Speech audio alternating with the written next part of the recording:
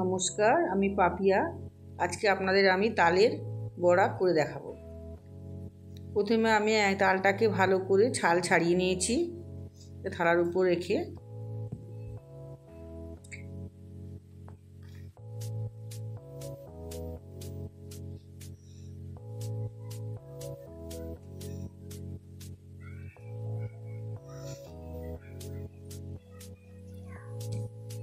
একটা পাত্রের মধ্যে আমি 1 কাপ মতন জল নিয়ে নিয়েছি।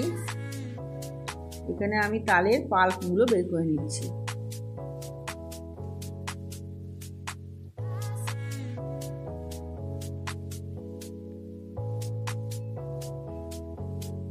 আমি এই তালগুলোর মধ্যে একটা নারকেল কুড়িয়ে নিয়েছি, 3টে পাকা কলা, 200 গ্রাম মতন ভেলি গুড়, সামান্য চিনি আর চাল গুঁড়ি আর আটা নিয়ে ভালো করে মেখে নিয়েছি।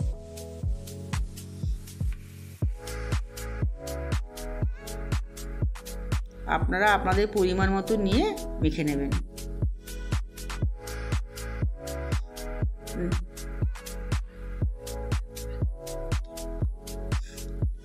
দেখুন খুব ভালোভাবে এটা মাখা হয়ে গেছে।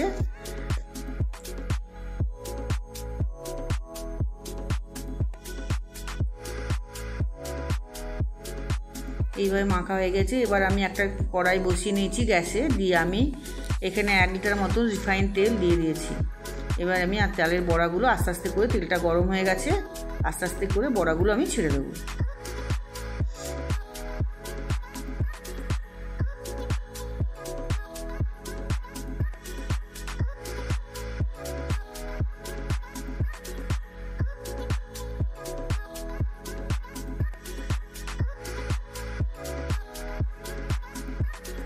বড়াগুলো বেশি নাড়ার দরকার নেই, ওগুলো আপসেই তেল থেকে উঠে আসবে। তখন আস্তে আস্তে করে বড়াগুলো লাল করে নেড়ে ভেজে নেবেন, গ্যাসটা কমিয়ে।